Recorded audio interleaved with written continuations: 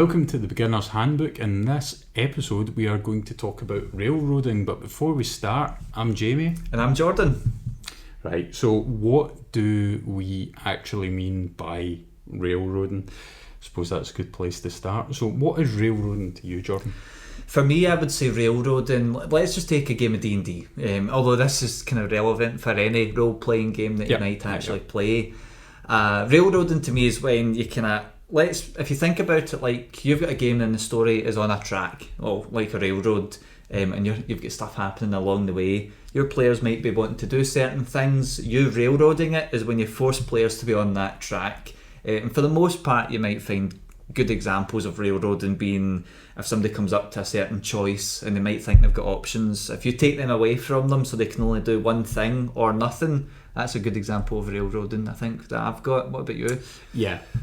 Yeah, so basically that you're essentially eliminating the players' free will to make their own choice, and you're forcing them down a path that is fixed. So again, just like Jordan was saying, being stuck on a train, trains don't tend to move any other direction than forwards and backwards, and if they do, then you're probably in trouble.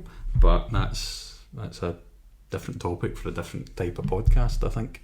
Well, that might be under some of the ones about running games and creating games, and how actually there's narrative things that you can do to avoid or at least reduce the railroading that you might need to do. Or we'll maybe come on to this later on, but there's things that you can always do in your stories, because if you're doing a longer campaign, or even I think published ones, can be difficult to not railroad people. There's a guy that is a long-time player of mine, friend. He started doing one of these longer campaigns he bought because he's making his own. He's been encouraged to do his own, and he's super enthusiastic about it. But he thought for his first experience he would do a store-bought campaign. But he's openly said at the table, he's like, I don't know how to make you guys play this without forcing you to do stuff. So there's definitely narrative things that you can do in your stories to keep it moving but not make it feel like railroading, or just circumvent that entirely, depending on how modular your story is overall. And I mean, on that note, it's probably railroading is more likely to occur on something that is bought, because you've physically got the story written in front of you, and key events and other stages, other milestones that the players will hit as they're working through that adventure. Whereas if it's something that you've created, because you've created it, then halfway through, if you suddenly decide that you don't like one thing that you planned, then you can flex it and change it, and you're maybe less anxious about following the steps through. And again, if you're a more experienced player, then again you're probably less anxious about going off script. Whereas if you're newer and then you're buying something because it's got the adventure in it and it's got everything there and it's got the plan and you can follow it through, then I think that's probably where it more often occurs, but doesn't necessarily mean that's the case. So there's any experienced players out there that have had experiences where they've been railroaded, or they're the conductor and they're firing the train down the track, let us know how that went, whether it was good, whether it was bad, because as we're going to come on to in a minute, railroading isn't necessarily a bad thing. And it might sound a bit strange when we started off by saying removing a player's free will, but we'll get onto that in a little minute. So if it's ever happened to you, then let us know. So if you're on YouTube, there's comments underneath. Get different social media options that you can get in touch with us as well. So there's Discord, there's Facebook, Twitter as well, if you want to fire that in. There is Instagram, but that might be a bit strange. But why not? Why not leave a comment there and let us know about railroading? Maybe we'll get some nice pictures of trains and upload them for you. Yeah, definitely. And what we were just saying there actually fits quite well into, we've just spoke about our initial thoughts about what railroading is actually like and what it means kind of to us. What's the definition of it? And you mentioned there it being maybe not as bad and things like that. Have you actually ever had an experience you could share? It might just be worth. I will have had an experience where things have I've been railroaded, but it's happened at a time that either I've been a newer player, so I've not really spotted it, or it's been a kind of one-off event, and it's been, you know, it's not been enough that it's ruined your day or your week or whatever. So it will have happened, because, you know, it's just more than likely it's happened.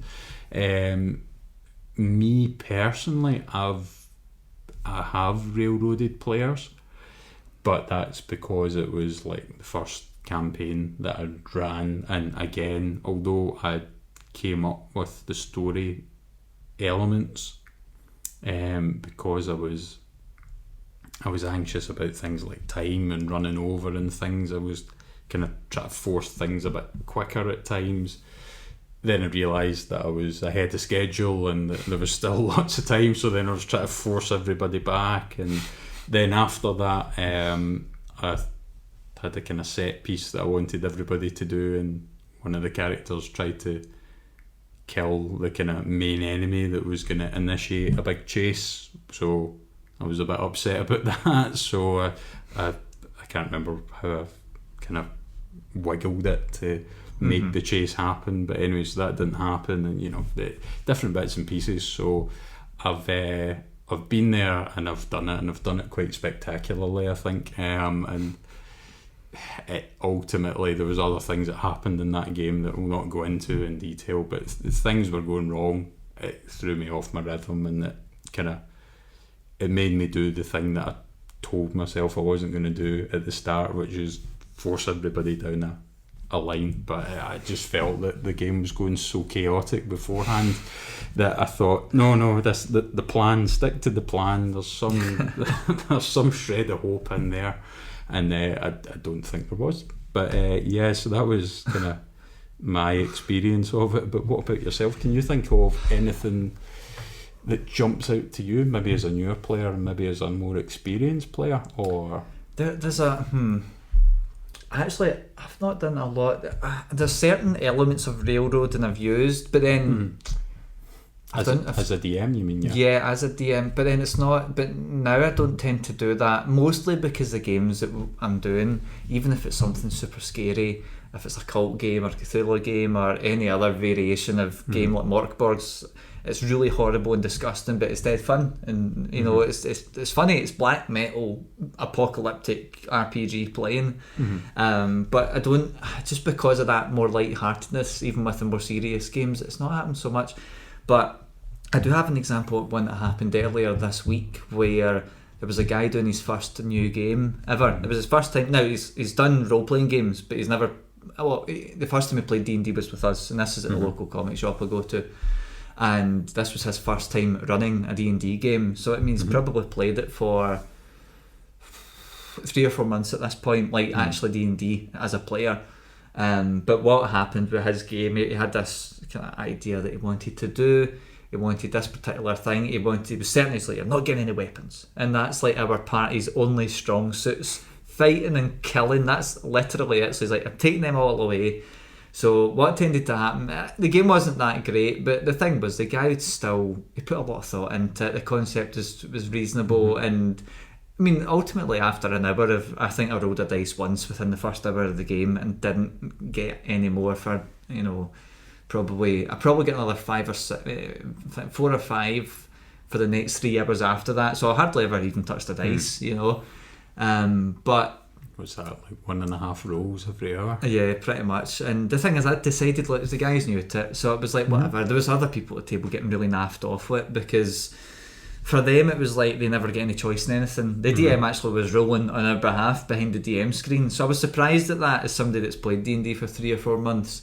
But you know, it's just, there's a lot of pressure when you've got 6 other people or 7 other people even around the table. You're in a comic shop, everything's loud. It was roasting on Monday night for some reason as well. So the guy was clearly just stressing out a bit. So I did say to some of the other players, like just calm it down. His first time, and he totally railroaded it. There was almost no player choice or player agency at all in that entire game. You know, and that was about 4 hours of play. So in terms of actually a good D&D game, it wasn't so much, but that's definitely one where from the first start to the end, he would ask us, what do you want to do? And if we did something that he hadn't planned for, and he did say this later on, then he would basically say no, or it'd make it impossible for us to do it for whatever reason. And it meant that we just had to we'd need to just guess what he wanted us to do and say that, and says, okay, you can do it, you've done it. Do you know what I mean? He didn't even roll, we didn't roll. It was literally just him narrating a story that he'd made, with occasionally asking us what we wanted to do. With the occasional guest actor. Yeah, well, that was it. He'd ask us what we want to do, but if it wasn't what he thought we should do, then the answer was no, you know. So it was pretty brutal railroading, to be honest. But that was definitely an example as a player. But as a DM, recently I did a Pulp Cthulhu game. I put it in space, and there was stuff with some of the players where I'm trying to do something a bit different with that, because I've not done a lot of Cthulhu in the last maybe couple of months, or a wee bit longer than that. Done bits here and there, but it's been mostly D&D. So it's maybe not so much railroading and dropping hints, but I suppose technically you could call it railroading when you've got a story and you want to move it along. I had players in space and they're looking at this computer's terminals, and for some reason there's no operating system on them, and one of them's dead techie, so that they know the jargon, so it was a perfect character for them. Although the computer worked and it looked like there was a system, but there wasn't, so he's going, what is this? We've been taken over by like espionage bots or something like that, or some AI's taking over the ship. He was making his own thing, but they spent about, and to be honest, I'm not super precious about time, especially if I know the game's not going to be long, or if I know it's going to take 2 nights or a night and an hour. I'll let stuff kind of go on if players want it to. But they spent about 30-40 minutes going, the computer terminals, trying to get all these answers, and I'm kind of going, my god. Like, they were fine, but what I'd done, instead of saying, right, you can't do that anymore, move on, I was kind of doing things like, there's this noise outside, and I had stuff, basically I had the story still happening even though they weren't present for it, because why not? So I suppose technically that's railroading a bit, because the story's still on tracks and it's still moving, but I allow the way that I've done it, at least when I have had to railroad stuff, is I still give the players the choice to engage or not, and things will happen, you know. The carrot's there, it's up to them if they want to grab it or not, rather than forcing them and beating them with a stick until they leave the room. I've definitely had experience like that as well, though. But where it's just, you've got to do it or else. Like, I've had it, you want to do that, well, you need to roll a dex check, and if you fail, it's like 20d10, nothing that bad, but certainly stuff that's it's been like you've been punished for maybe not doing something, you know, that's been planned out before. Railroading, I think, for me is a very interesting subject, because I know people that do it, and they openly say, I don't care what my players want to do, they can get railroaded. Recently spoke to a Cthulhu keeper, and he basically wants everyone to die. He always wants at least 2 people to die in his games, or 1 if it's a group of 4, so he makes sure that happens all the time. So it's like he tends to force people into stuff, and kind of like, I don't know about that, but if that's what they're happy with doing, that's fine. I'm not there to judge the style or anything, but it's something that it seems like some people are happy to do, and they don't know that bothered. I do it to some degree with keeping the story moving, but other than that, I'm not. Players still get choice. Do you know what I mean? So there's elements of railroading, I suppose. But yeah, I think that's maybe my side and what's happened in my experience, even with railroading. Aye. So I think then it might be worth maybe mentioning then, in your own words, like, or at least in your experience, why is it you think railroading happens in the first place? I've kind of covered some of it, but if there's any other... So for me, it's kind of two main reasons that it happens for me. The first one, and I think the most common one, is just people with a kind of lack of familiarity, or not being comfortable, or you know, whatever it is. So you've got somebody that's a new DM, and again we kind of touched on this a little at the start, that literally brand new and they're trying to find their feet. So they get a pre-made adventure, they open it up and it's got a list of things to do in it. So they go through it just like a checklist, going, right, done the first thing, done the second thing, done the third thing, and if something doesn't happen in that, it creates panic, and then they try everything to get them back onto that list so that they can keep working their way through and ticking it through. So to me, it's it's a combination of different things. It's either a lack of familiarity, or you've got somebody who is maybe a bit nervous about being a DM for the first time, or whatever kind of combination. But the long and the short, lack of experience, and then you've got the other factors that give it the context. And then the other side of the coin for me is ego. So you've got somebody that's came up with a story or adventure, and in their head they've got different things that they want to happen. And if the players start going off in a different trajectory, then rather than going, right, okay, well, that's what the players want to do, or I'll let them go do that and then gradually I'll work it back to the conclusion, or do you know what, I'm going to come up with something on the spot because they're moving completely in the opposite direction. It's ego, because they're wanting their thing to happen, and how do they make whatever story element happen that they've penned? Well, they need to get them moving back towards it, so they need to force, whether it's travel, whether it's choices, whether it's encounters with other people, monsters, whatever. So that to me is the two main things. One, again, the first one, lack of familiarity, lack of confidence, and then the other side, which is placing your story or your set piece or whatever it is above the players and what they're doing. So that's the kind of two things for me. But what about yourself? What do you think is the main reason for it? I wouldn't have actually said either of those. It just never crossed my mind. Like the inexperienced one's actually a good point, because that was like the example I just gave of that guy was somebody that was his first time playing a game or running a game. Yeah, first time running, but he's been playing for a decent chunk of time. And even with that experience, because it's the first time running it, it's like when stage fright. Yeah, and not following the dots on the map, so to speak, or ticking off all the checks on your list, the check boxes on the list. It's just that's exactly what happened with the guy. Maybe in part with the stress of running a game in a public place and blah blah blah blah blah. But no, that's actually a really good point. And the ego thing's certainly something, because I've definitely had experiences when I've been playing games, and there's one experience I had, I won't go into too much detail about it, but there was a horror game we were doing, and we all had, it was the Alien RPG we played, and it was the guy's, I think it was his first time running it, so it was maybe partly some of the stuff you're talking about already. Yeah, lack of familiarity or whatever. I remember talking to the guy, and he was, like, before the game, it turns out I knew him just out of the blue. I didn't realise I knew the guy, or I knew him through someone else and I'd met him. Yeah, so how did that game come about again? Was that through... How did that come about? You told me, but I can't remember. It came about actually through... It was someone else that had asked me if I would be interested in playing it, and then I get invited to the Discord group, and yeah.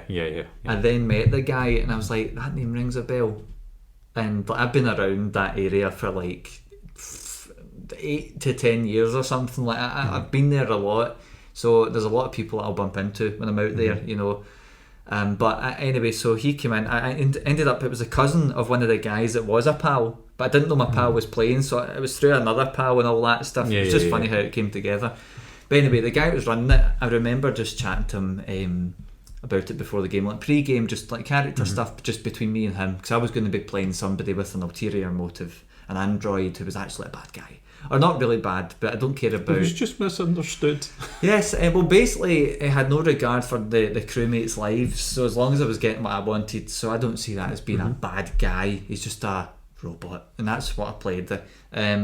But he... Basically, when I spoke to him about it, he's like, yeah, and he was talking about it, and you could tell he thought he was the best DM or GM in the world, and I was like going...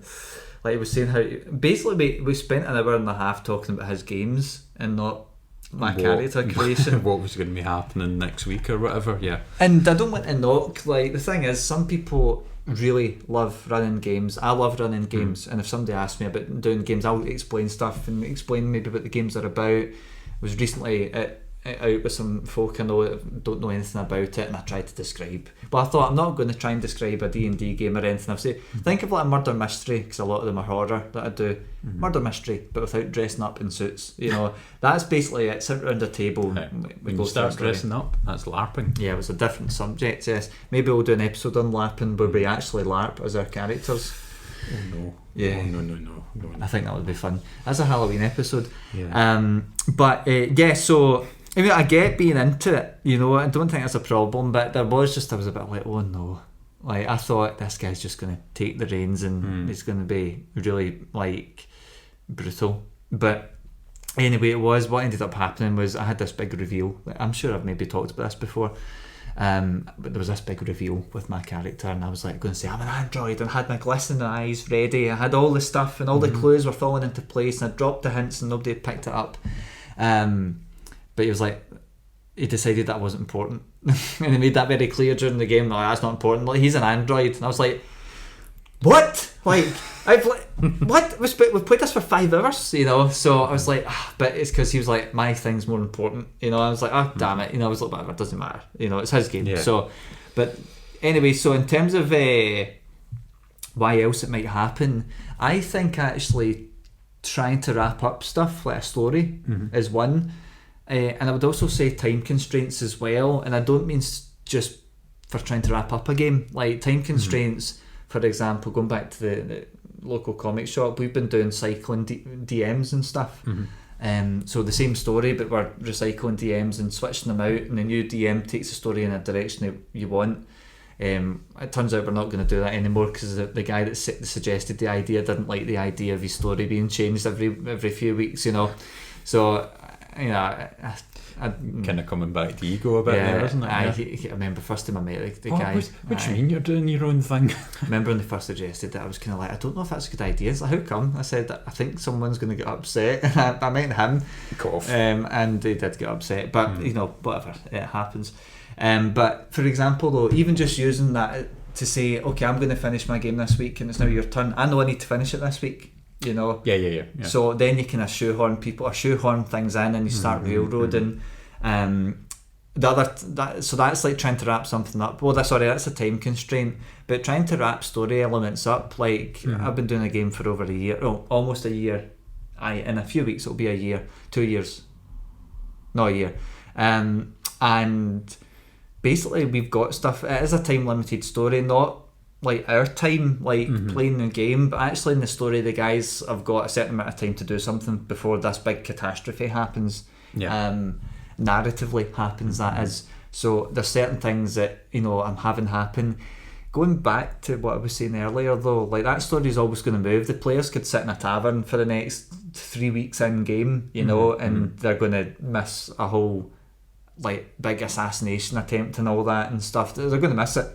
So, but I think sometimes though, if you've not had that experience, maybe what you might do is you'll just start refusing people doing certain things. You know, I've had players say, I want to go to a mine, so I made a wee mine scenario for them, and that was not part of the story, but they went, I wanted to do it, so I said, you can go do it, and I just went, okay, everything's going to keep ticking, the story's going to keep ticking, but they can go and do that. They'll get some cool magic and level up as a reward once they finish it, but the story's moved. Whereas what might happen if someone's going to railroad that, kind of more formally railroad it, is they'll just say, can't do that. No. You're not allowed to do it. Mines don't exist. There's never been a mine in D&D ever. Dwarfs just are from the sky this time. Living skyscrapers, don't be ridiculous. Yeah, and I think the thing is, it's not always like it's bad. Railroading is something that I think happens more often than people realise, but it gets called railroading when you remove the player choice. That's the kind of main difference, because having any progression of story and kind of forcing that either narratively or directly is railroading, even if you're okay with it. And there is games that are built in ways that are linear and you have to do certain things that it can't progress. It's up to you as a DM though to make sure that you can maybe have alternative ways to get the same stuff to happen, but you don't get that without experience. You know, going back to my pal that's doing his published campaign, and he's really struggled, and he was like, oh, you guys are fighting the fort, and if you fight the fort, you're all gonna die. I put a mask on this dude and he ran towards the fort and they all lit him up with arrows, and he's like, but he can't do it, and the poor guy gets stressed. He was like, as a DM in real life, gets super stressed about it. But I was just saying to him after we took a break, and I just said to the guy, look, you can have us get knocked out, we can be arrested, you know, you can take us to 0 HP but make it unconscious, non-lethal, because that's all in the rules, you know. So there's a bit of flexibility that comes once you kind of get used to it. And everybody that's ran a game, ourselves included, and anyone listening or watching, will know you can plan everything, but the players will still not do any of those things. It doesn't matter what it is. The Pulp Cthulhu game I had, there's literally nothing you can do in the introduction except the 3 things that kind of triggers the whole event, and it still took over an hour because I was not railroading them for it. You know, I just had other things happen. Yeah, that's the thing. Top tip right there. If you want your players to do something, plan everything other than that one thing, and then they'll do it. That's maybe the way to make people do stuff as well. You plan everything except the one thing, which you don't plan but you're aware of, and then you just know they're going to do it. Exactly. Whatever you've not put in a bullet point's not happening. Or whatever you've not put in a bullet point will happen, I should say. But yeah, I think that's a couple of the reasons, or at least 4, I think we've gave as to why railroading could happen. There's going to be plenty other reasons for it too, but that's just a few of them. So I mean, but why then? So in terms of railroading and something linear, then like how does that come about? You know, what does railroading in a linear experience mean to you? So I mean, just to kind of give a bit more context before we jump into that, a lot of stories are linear and some are non-linear, some are modular, although I'd maybe lump that in with non-linear for the purposes of railroading. So again, like Jordan saying there is a defined plot line that you not need to follow, that is supposed to be followed, versus something that is open world or sandbox or you know, whatever other way you want to think about it.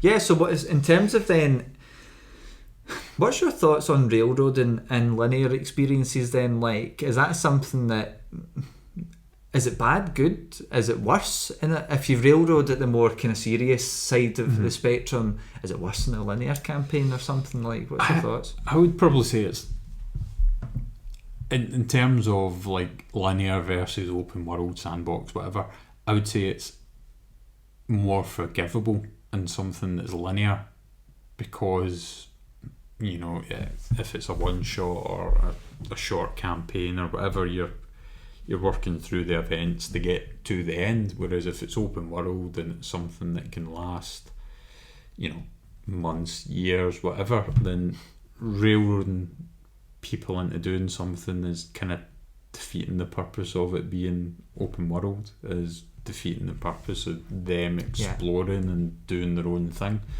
If you're going, no, but you definitely need to go here, or no, you definitely need to go there, or whatever it happens to be. Whereas when it's linear, even if you didn't railroad them, even if you had a perfect group of players that went from plot element A to B to C to the end, then you go, well, they're still moving in that defined path anyway. So whether it's with your influence, whether it's with the game's influence, other players, you know, whatever, they're still progressing through. So I think in a linear story it's more forgivable than open world. But do you know what, I think that's a good point, and we can come into the open world stuff in a second in more detail if you have any other thoughts on that. But with linear, I mean, it's kind of railroaded to some degree anyway. I mean, if you think of the Tomb of Horrors in D&D, which is like, if you're familiar with the Tomb of Horrors, I think that's what it's called. Yeah, I'm pretty sure. I think the module's called Tomb of Annihilation, and the original thing's Tomb of Horrors. Super brutal dungeon. Basically, around every corner you're screwed. That's the whole purpose of it, is to screw up your characters. I watched some gameplay of level 20 characters do it, and they still couldn't do it. I think they all died in the end. I can't remember what happened. But I mean, ultimately that's a linear thing. You want to get to the end of it, you know. Even when we speak about open world stories, there's still usually a definitive, this is what you want to do. It's just that the choice to do these things and the order that you want to do them in can be flexible, whereas when it's linear it's maybe not so much. An example that I done recently, I introduced one of the guys I've been playing with on Mondays, D&D with on Mondays, to Cthulhu recently, and I thought I'll maybe dust out one of the old scenarios that I've bought years ago, and it's called Necropolis. It's set in Cairo.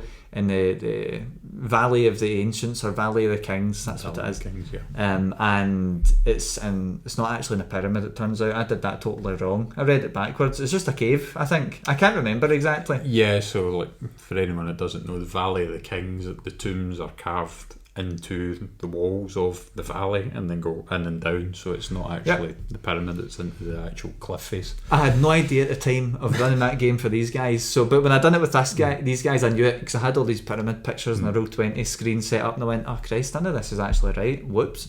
But anyway, I changed it in the... Well, the funny thing is, see, although I know that about the Valley of the Kings, I still didn't pick up on that in the game. I was just too busy going along with what was being said. It's funny. Thinking that we're in a pyramid. Yeah, it's funny. Pyramids aren't there. Yeah, because I wondered, how elsewhere. the hell do you get stuck in here if it's in a pyramid? But anyway, basically to give you the context for that, the game is you go to this tomb and it collapses in and you're stuck, and basically your only goal is to get back out. That's it.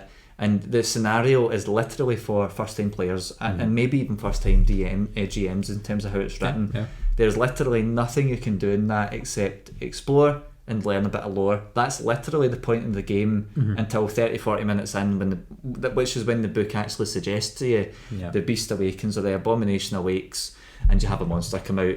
And the whole point of the scenario is to teach players about importance of investigation and how scary combat can be, especially if you're hit by something with 200 strength, which is an outright kill. I think somebody insta died actually when I ran that for the guys.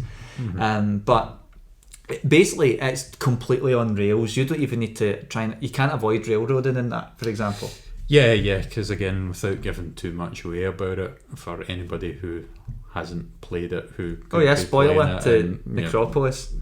Whoops. All that sort of stuff is that you end up trapped, so you need to figure a way out, otherwise you will die inside that tomb. And in general, people don't want to starve to death inside an ancient tomb, so that plot element ultimately forces the players to do that task, and that becomes their number one priority, and that then triggers certain other things that happens. Yeah, so in terms of railroading and linear stories, I would agree it's less offensive maybe in these sort of environments. Like for yourselves and the guys I done it with a couple last week, 2 weeks ago, I did an introduction with you all. Like you go there and as a worker and you ride a couple camels and you speak to the workers and you get some equipment. None of that's in that book. Do you know what I mean? Yeah. It starts, and maybe this is where they've done this intentionally. You basically do a bit of blurb and then you explain how they get trapped, the players get trapped. And that's literally the intro to the story. It's a paragraph you read out, and I prefer just kind of having a bit of, like, especially if people are new, which we were at the time to that. This guy was new to Cthulhu, always done a lot of role playing, so I thought give them time to introduce themselves and just do some stupid stuff before they inevitably will probably die. Ultimately, again, if it's a new scenario with new characters for them, it gives them a chance to kind of figure out what they want to do with it, because again, like from experience, you might have a plan of what you want to do with the character, and then you turn up on the day and you don't quite feel that it's either working particularly well with the way that you thought it might, in terms of the way you're playing the character, or if you've decided to do some voice or whatever that's kind of not landing very well at the table or whatever, then it gives you a chance to kind of tweak some things before you're properly into the adventure anyway. Well, that's it, but because I've done that, I've opened myself up to needing to railroad this story, because if you just decide, no, I can't be bothered, I'm like, crap. Aye. What am I supposed to do now? Like, well, thanks for playing, guys, see you later. So there was like, actually that is the time where I actually did have to railroad. I just went, you just need to go in. So they tried to get the other NPCs to go in and all that, and they tried to get the workmaster there, or whatever, the site kind of the foreman type thing, to go in, and I basically was just like, no, we're not getting paid for this, and neither of those guys, who it's basically slave labour, at least that's how I read it. So that was it wasn't too bad though, because I had it as a narrative thing. They didn't really pick up on the fact that they were forced to do it, Yeah. But anyway, the point of all that is actually, even though I railroaded that situation, well, it's linear anyway. you know. And the story, you have to meet the monster, and it's railroaded because I just force that upon you. But then that's the way this story's built, and it's very linear because of that. But it doesn't make it bad, and it doesn't mean that small bits of railroading is a big problem in it, because ultimately, as long the book's good at giving you narrative reasons for some of that stuff to happen, especially the monster waking up. But I mean, that is still railroading. It's just that it's built in narratively, so it's fine, and there's no impact. And due to it being linear, well, either players can sit and stare at mummified dogs for 3.5 hours, or they can actually just move into the crypt and then get to see all the cool stuff, and then see a dead body and all that cool stuff.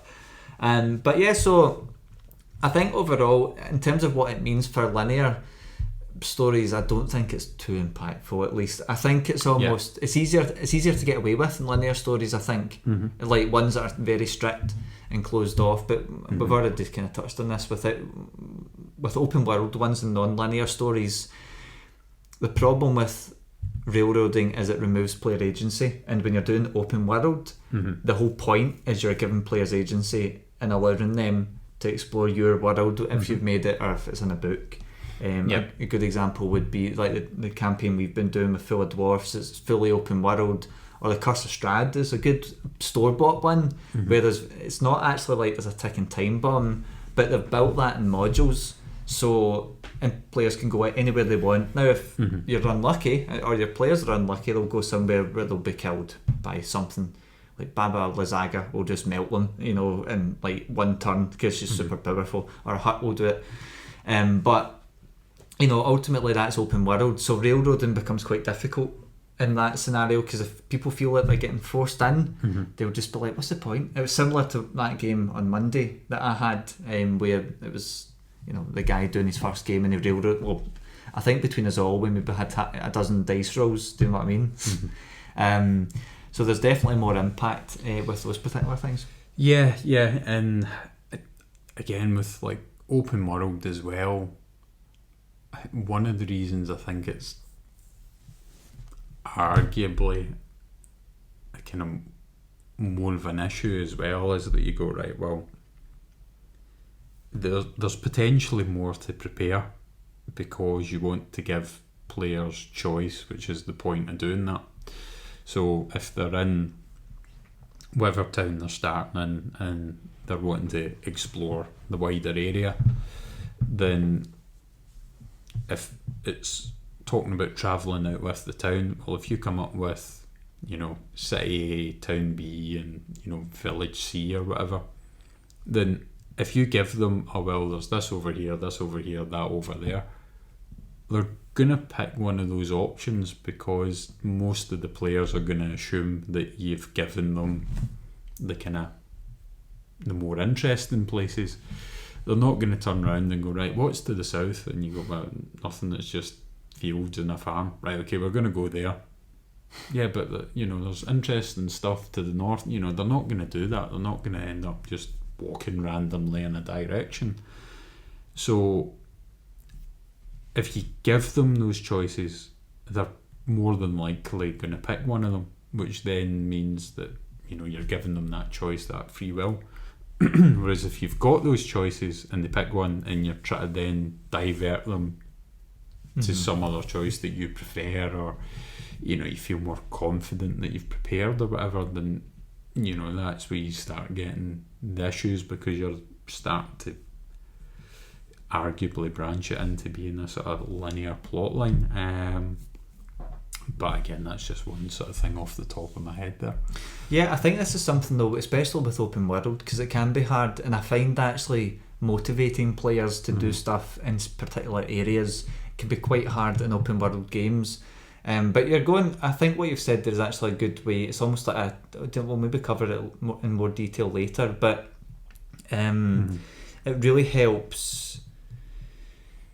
A smarter way to get things moving in a direction you want it to, whether it's actually you're kind of putting them on a track or not, you know, actually offering suggestions is quite helpful. Because if you just say to players, what you're going to do it, you've got every location around you in an open world environment to explore. Where do you want to go? They'll be like, no idea, and they're probably going to pick the one area you've not actually thought about, you know. The suggestions actually, I mean, it means you're given options, And they can still pick another one if they want, but you're at least helping them in some way to pick something that at least you know you've prepared. Yeah, that's the thing. Don't, again, just as a kind of throwaway tip here, don't rely on your players being curious.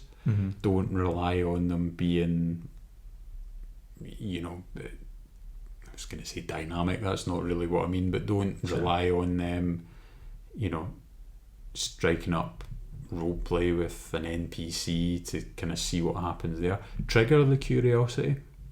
So rather than waiting for them to talk to an NPC, have an NPC bump into them and start a conversation, you know, whether it's somebody getting thrown out of a tavern and, you know, they literally are thrown into the middle of your players because they're drunk and that starts a fight, or, you know, whatever you want to do, you know, walking past and, you know, like a mum with a kid and she's crying and looks down and out, or, you know, however you're gonna steer them to do whatever it is you want to do, you know, put a trigger in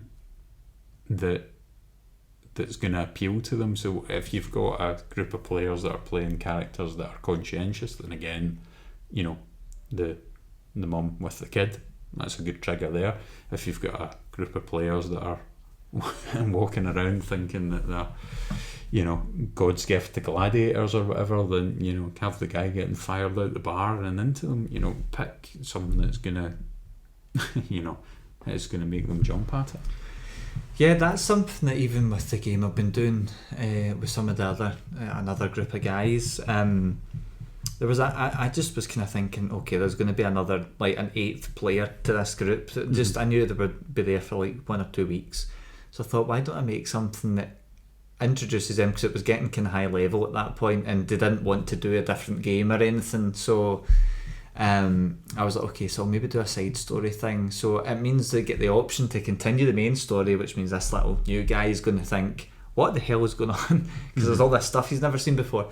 Or I give them a wee side mission, which actually still ties into the lore. It actually introduces some of the stuff that was happening in the game that I'd made too, but it becomes its own little mini quest, you know.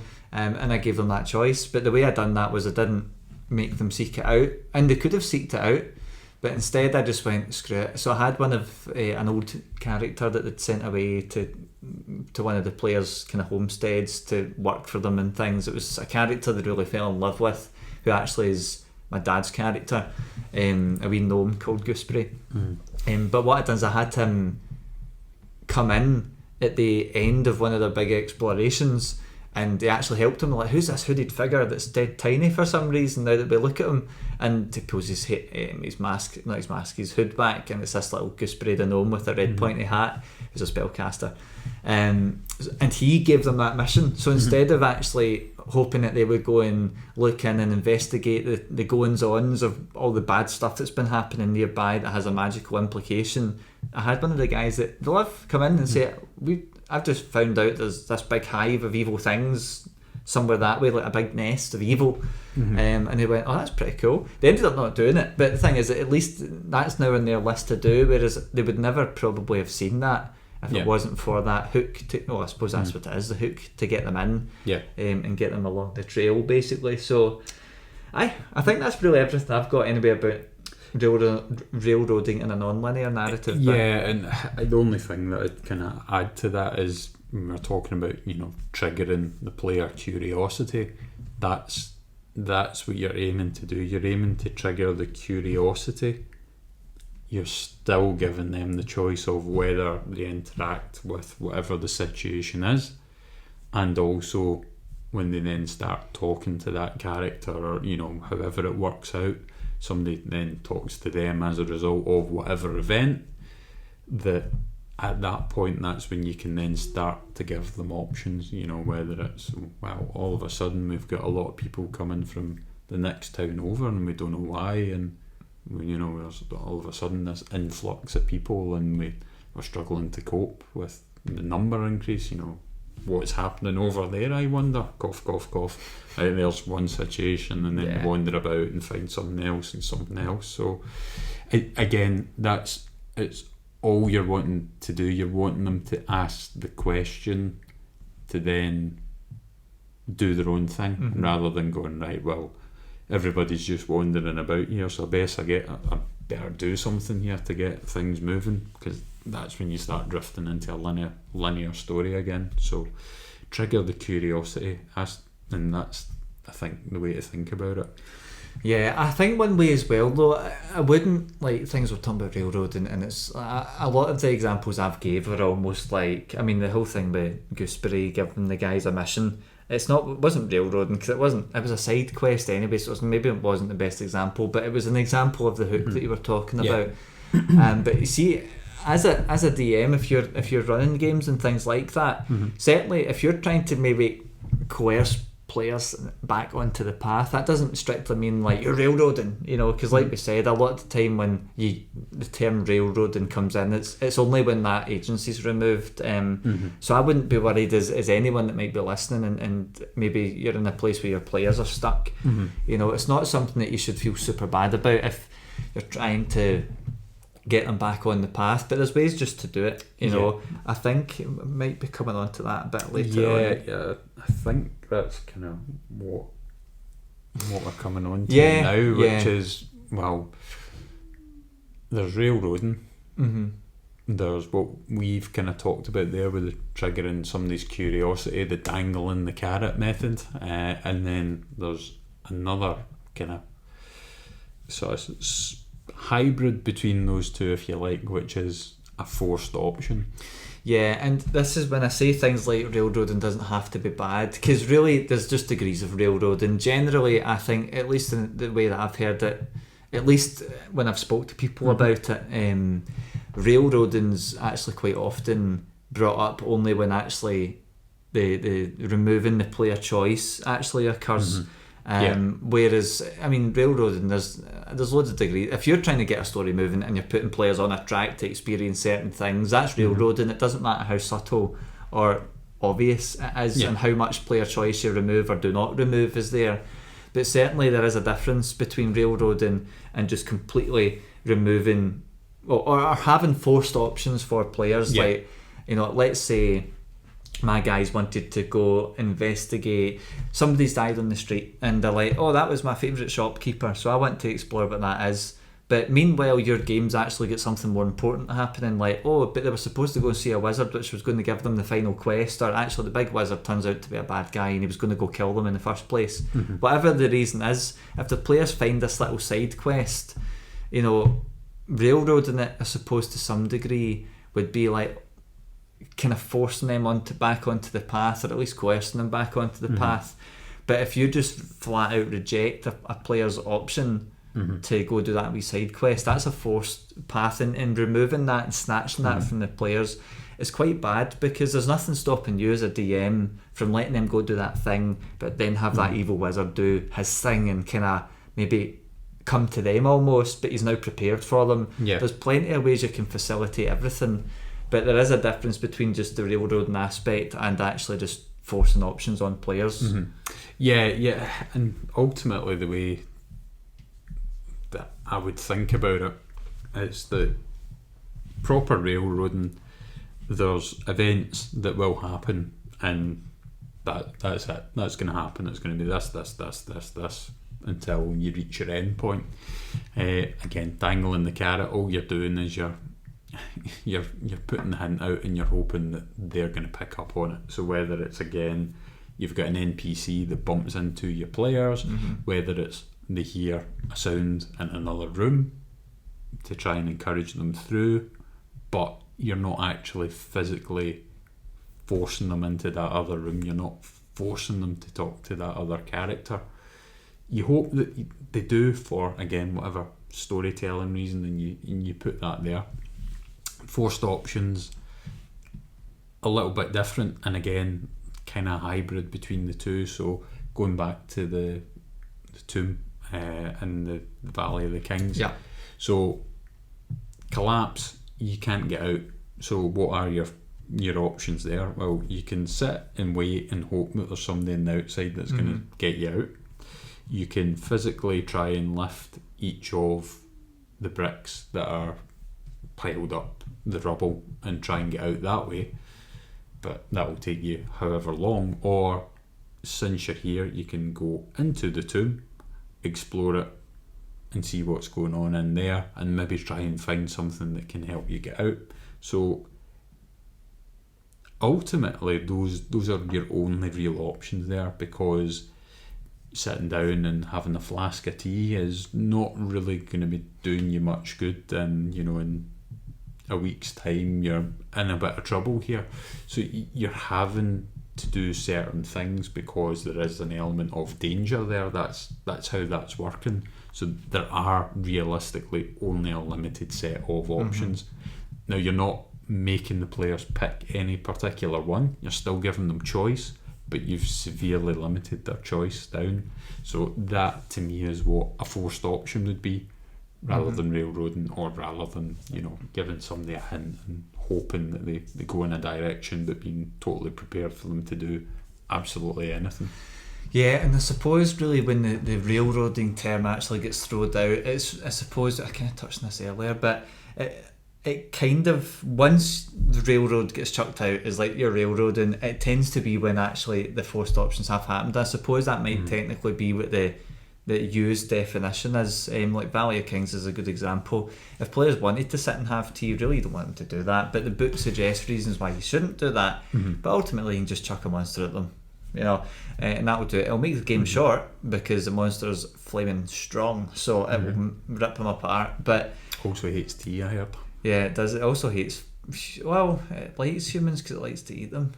But I mean, that's funny. That's some of its goals. It wants to get out, and if failing that, or if the people try and stop it, it wants to eat them because it's super hungry. So it's literally a food motivated big bad evil. It's hungry. Yeah, well, exactly. So I could relate to that monster a lot. But so that is kind of the main thing. Like, I think the biggest thing is, if you're worried about railroading, basically all I would say is don't worry about doing that if you're not forcing options on players, because I mean, really, your story needs to move somehow, so I wouldn't get too hung up in like, I don't want to force players to need to do certain things, because guess what, your story can still go ahead and they can still do what they want. And the more experience you get is in running games, the less worried you become by those things. The example of that chase would be interesting. Is there anything you would do different about that chase you mentioned at the start? Because you mentioned kind of railroading it a bit. I think you said that to get, the bad guy was going to get killed because he was going to initiate a chase or something. Yeah, basically because we were using Call of Cthulhu rules and things. That's right. What I was worried about, because one of the players went to initiate combat, so I was worried that we wouldn't actually get to the proper part of the chase. Right, okay. That's what I was worried about. So as he turned to attack, I had the main villain in it. I had him anticipate the attack and then push the character or whatever and start running to then initiate that chase, rather than having a bit of dialogue and whatever else and going on. So ultimately I would have let the attack happen and combat happen, but the way I justified it at the time is that the player was facing away from the villain was behind with a gun pointed at him. So he then tried to turn around and surprise him and draw a gun and fire at him before he would fire at him. And my kind of argument at the time was, no, he's already got his gun out and pointed at you. So the second that you move, arguably he's going to shoot you first before you shoot him. So you're quote unquote lucky here that he just decided to hit you over the back of the head and knock you into the other three guys to do a runner. Is there anything then you could have done? I'm just curious because it's a good example. Is there anything then that you could do different thinking back to change? How would you change the outcome of that? Well, that's what I'm saying. So the thing that I would do different now, looking at it, is go right. Well, either like a contested roll, or right, what's your dexterity? Right, okay, it's higher than the villain, so that's fine, you can surprise him. Or no, he's got higher dexterity than you, so he's gonna hit you first, but that's now combat happened.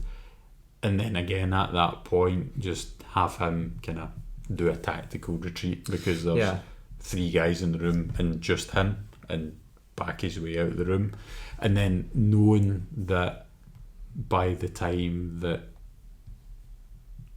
you get anywhere even close to the kind of the proper chase starting, that chances are he'd be done. He'd be done, so you'd be nowhere near it. So that's what I would tweak in it, rather than the actual kind of events. I would at that point essentially give the players what they wanted, and then just deal with the outcome of it. So rather than again panicking and thinking that you need to hit the check boxes,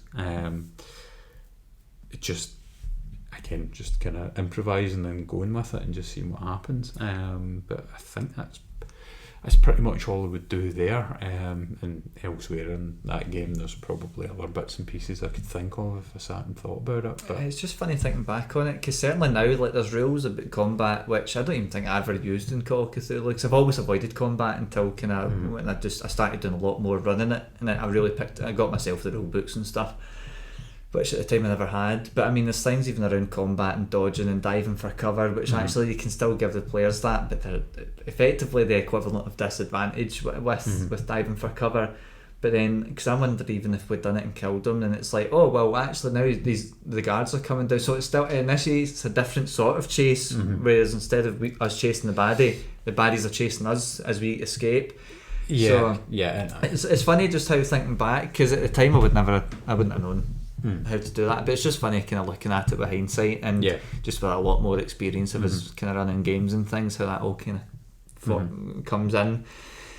So I think then how I would like to kind of talk about railroading and its effect on like player agency, and I think, to be honest, we might have covered most of this, so we don't need to spend a lot of time on it, but I just, in terms, because I think really, as far as I'm kind of really, a lot of time doing these podcasts, I have a topic I want to talk to you about, and usually I've got my own opinions on it, but when we start sounding it out, I start to learn kind of bits more about, maybe kind of really refine my thoughts on it.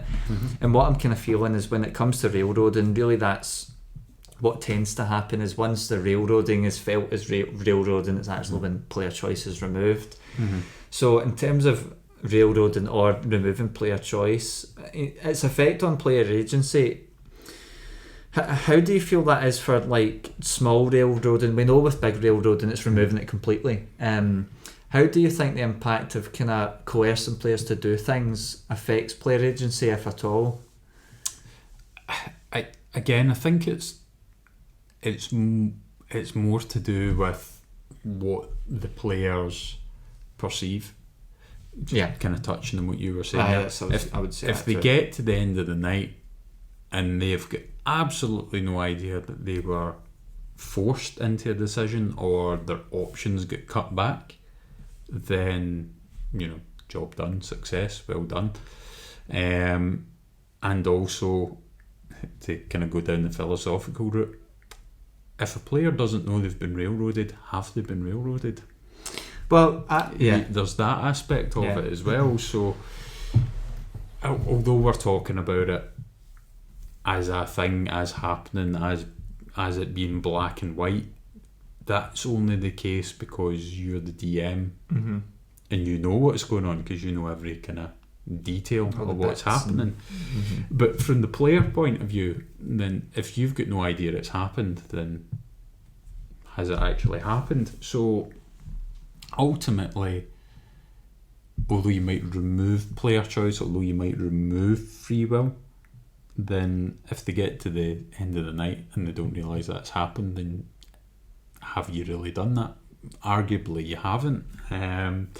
So that's ultimately the thing. If you're gonna railroad, then if everybody picks up on it, then it needs to be for a decent reason. And again, if it's a one shot and you're not picking it up again next week or whatever, fine, okay, fair enough, everybody will get that and understand that if you've got a decent group of players.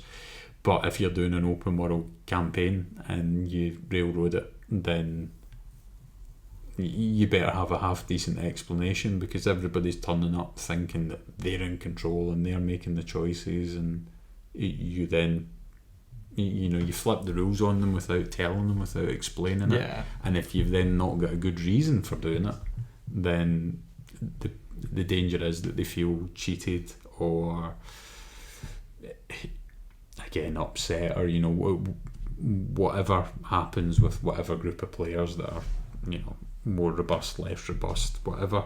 So that's kind of my sort of thinking on it. If it's more to do with the perception from the player's point of view, and how they react to the actual railroading, whether it's full blown railroading, whether it's forced options, and whether it's again dangling the carrot here and there. Yeah, I think the way I kind of see it is you've got being railroading and being railroaded, which is like when you've lost the player agency completely. And the way to kind of see it is, I mean, the thing is, if players don't realise they're doing it, it's because sometimes you do have to force some options on folk. Like sometimes you do need to limit options. Yeah. But as long as it's narrative, if it makes narrative sense, and it doesn't matter, because it's the same thing with the Valley of the Kings at Necropolis, where you get locked in that, you've got to get locked in that cave, and once you're locked in, your choices are very limited, but that's just part of the story. That's part of the situation they need to get out of. But I kind of see it like the more that you try and get somebody back onto the rails, that's the more agency that you might need to remove. Now you might be coercing a lot more, but eventually that still might not work. So if you find yourself really needing to tug at folk to get onto those back onto the tracks, then you're kind of looking at removing a lot of their agency. So it's just worth considering that when you are maybe trying to get people, when you're designing stories, it's not as bad. It all feels like it's going to work until you run it, and then you're like, oh god, no one's doing a damn thing that I've prepared for the last 2 weeks. That's kind of how I see it. And I think that's really how I just see like railroading and its effect on player agency. I would say if you do need to pull people back into the tracks, there is maybe ways to do it. Is there anything actually about that in terms of kind of having smart railroading? Well, just quickly before we jump onto that, if just picking up on what you're saying, the more you feel that you're having to force somebody back on the tracks, for sticking with that metaphor, then every time that you feel that you need to do that, you also need to ask yourself, why am I doing it? And is this the best way to do it? And if you do then do it, is it going to make an ultimate difference to the story at the end of the day? You need to ask yourself that, and the more of a tug to get them back onto the track that you're doing, you need to look at those questions a little bit deeper and a little bit deeper. So the more effort you need to put in, the more effort you need to put into those questions, to personally speaking, to make sure that you're keeping, again, it's a game at the end of the day, to make sure everybody's still having fun and that everybody's enjoying themselves, and so on and so on and so on. But in terms of the smarter railroading, really, really, really simply, you can look at ways of doing it and when's the right time to do it and whatever else. But a super simple way is to go, right, try dangling the carrot, then after that try move on to forced options, then after that, full blown railroading, because what you're doing is you're gradually removing choice each time you kind of jump up a category there. So if you can, again, like they're out in the woods and they hear a branch snap behind them, they do not have to go and check that. But if you're wandering about in the middle of the woods and it's a D&D campaign, it's a typical D&D campaign, first thing everybody's going to think is, oh, that's someone behind us. Or loot is what I call people that I kill. Loot. So the first thing that they're going to do is they're going to start thinking about being ambushed and all these other things. So they're going to get themselves prepared, and then they're then going to investigate the sound and figure out what's going on there. And again, ultimately, that could be absolutely anything that you're doing there. It could be an animal walking past, but when the animal walks past, oh goodness me, look, there's a mine shaft. I wonder what's down there. Blah blah blah, whatever, right? But again, there's bang on the carrot. In that situation, you've left it there for them to explore. If they decide that they're not doing it, they just stay in position. Right, nobody's appeared. We've not been ambushed yet. It's pretty obvious that we're ready, right, let's carry on. Then, well, at that point, walking further down the line, make them do dexterity saving throws. At that point, if somebody fails, then there's a mine shaft that's been covered over but, is collapsed. Character falls down it. Then everybody else there goes, right, do we save our pal who's down the mine shaft? Or do we walk away and leave them? That's a forced option. They don't have to go and save their pal. They could walk away and leave them. Down the mine shaft, they're a goner. None of us have got rope. Bye. But you're still giving them choice. You're giving them choice of how they get in, how they go down, and so on and so on and so on. And then again, the railroading is that, they all fall down the mine shaft, and that you don't give them a chance to roll, or if you give them a chance to roll, you make the DC ridiculously high, and whatever else. So again, just a rough example that is off the top of my head, but that's really, really simply what I would look to do first before looking at like when and where to do it and things like that. So if you think about it in those sort of broad terms of, see if the players will do it themselves, limit their options to try and force them into doing it, and then if they still haven't done it, then actually physically forcing them down that route at some point in the future. That would be the kind of the easiest way to think about smart railroading, I would think. It's interesting. I actually see the forced options being more, so I'm just curious to see how you're defining it there. I kind of see that being the bit after railroading, because that's like the bit where you've made them. It's maybe not options is the wrong word though. I kind of think of it more like the forced, like that's the forced outcome almost, like the railroad, like so the mine shaft thing and everybody following no saving through. I see that as like you've forced that situation upon them. So it's interesting just to hear that side of it. Well, I mean, ultimately, like going back to the tomb when it has the cave in. Yeah. Like if you look at that, you go, well, you need to get out of the tomb, and again, you can or die if you fancy doing that instead. So you can physically lift each individual brick by hand, or again, you can explore the tomb, and you can you've got options within that situation, but you're leaving it up to the players to decide. But what they can't do again is go, do you know what, I can't be bothered doing this, so I'll away to the shanty town and do a bit of shopping. They can't do that. They physically need to figure out a way of getting out of there. Yeah. So again, in the sort of mineshaft scenario that I came up with, that's what I was trying to kind of mean as well. Yeah, no, you makes don't sense. have to go down the mine to save your pal, but you probably should. So you're forcing them to do that. But what they could also do is go, right, okay, they've just fell down that there, but that looks a bit steep and dangerous. Let's have a look for other mine shafts. We'll be back in 5 minutes, whatever, blah, blah, blah, blah, blah. There's other things that they can do because you're not physically making everybody fall down it. That's what I was kind of getting at. There's other things to do.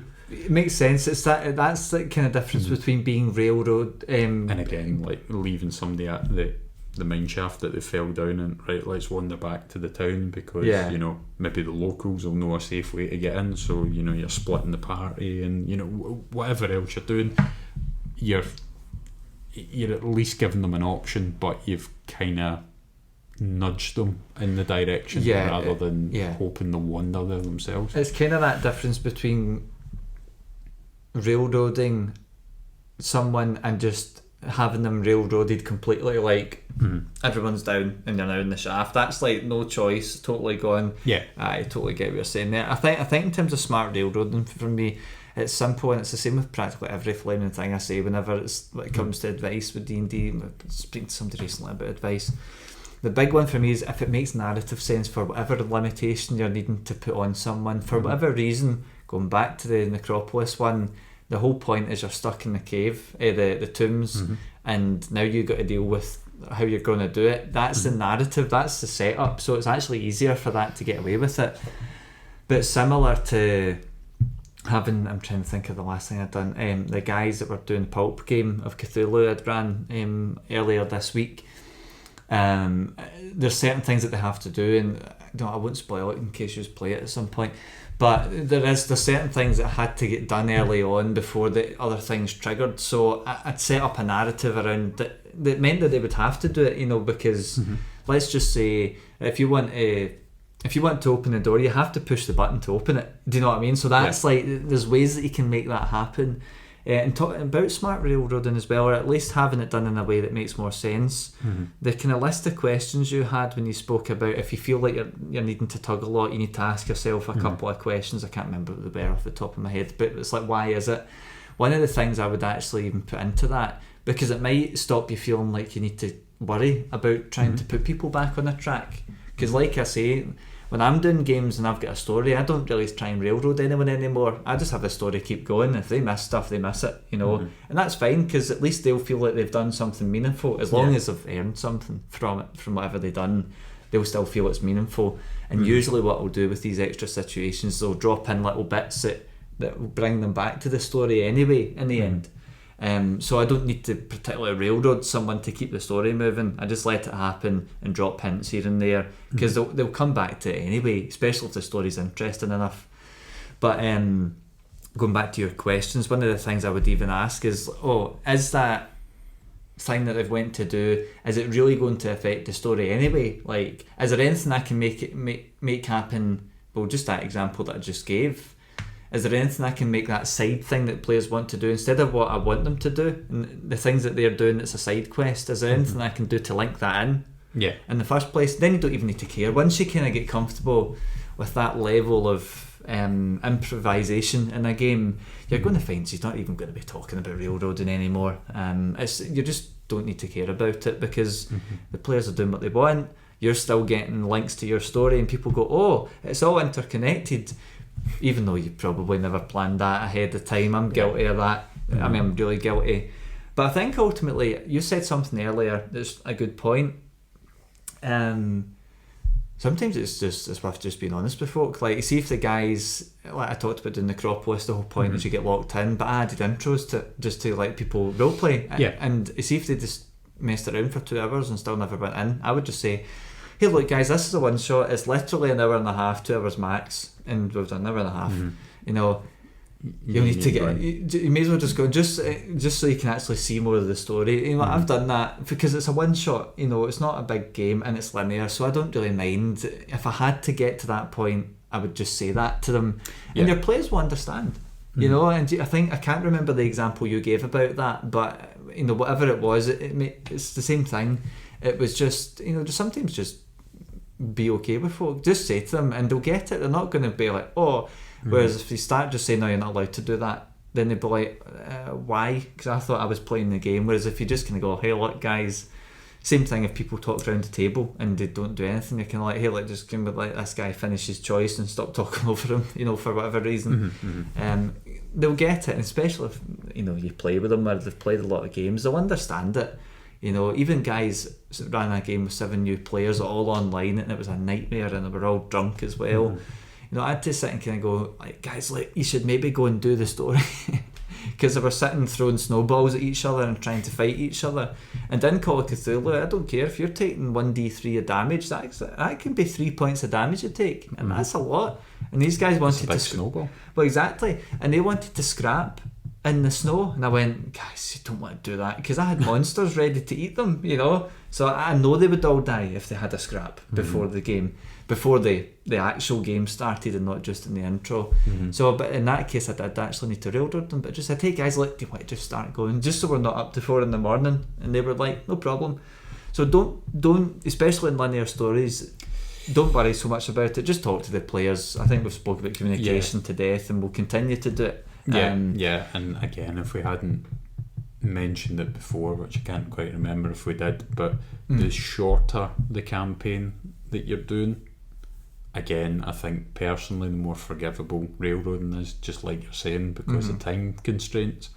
And then another thing, which is a kind of smaller kind of sub part of that, is that if you're in somewhere like, again, the comic shop or wherever else, if you're paying to rent a table or a space, then at some point you're sitting going, right, okay, well, everybody might enjoy themselves if 3 hours in they're still in the one area and nobody's moved and the story hasn't progressed. But if time wise you've kind of budgeted it for one session and that drags on, then you go, right, well, you're paying twice to get that thing done, explored, whatever.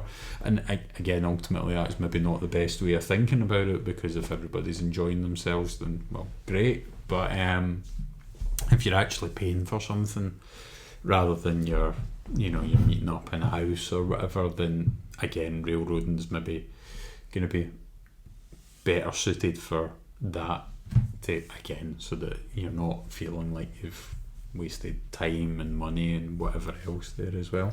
Yeah, totally. I mean, I think really what it comes down to is you'll know best with your story. If you're running a game, you'll know best kind of what you need to do to make it work. And if you're going to try and dangle carrots and things, just do it narratively and people won't know. If you actually need to go as far as forcing people to do a certain set of things to keep things moving, make it narratively work.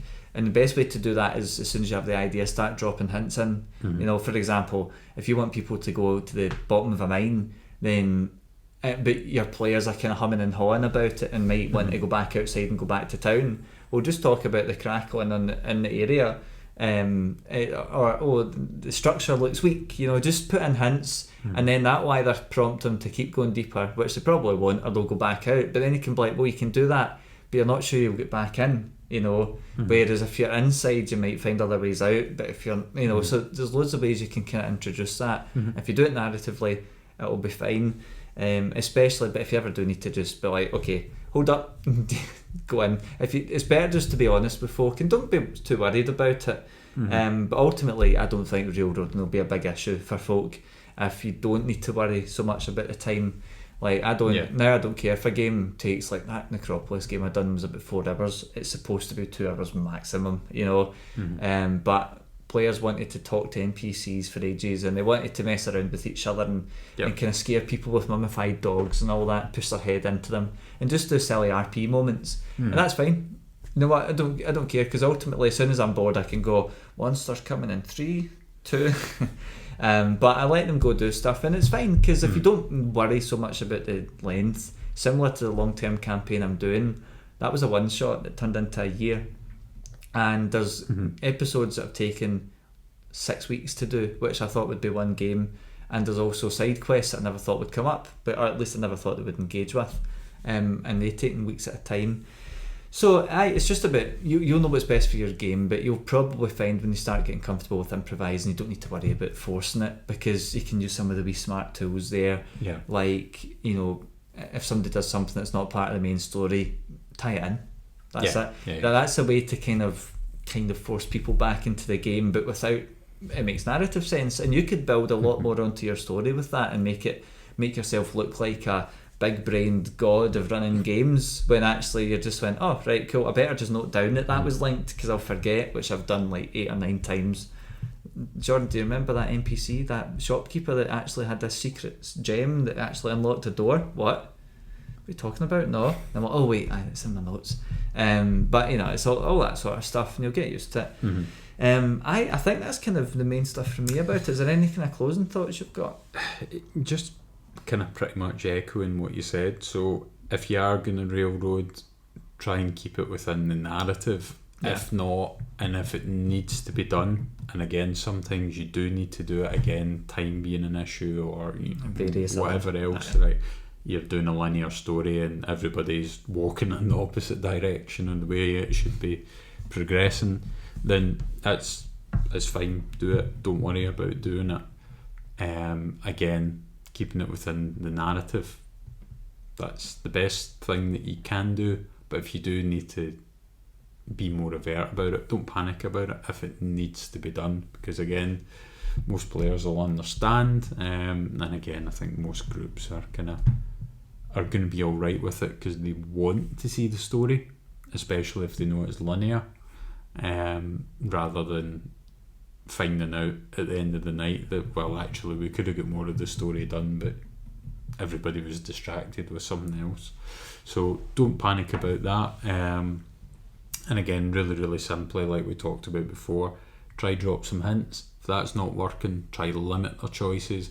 If that's not working, then think about railroading them down the path.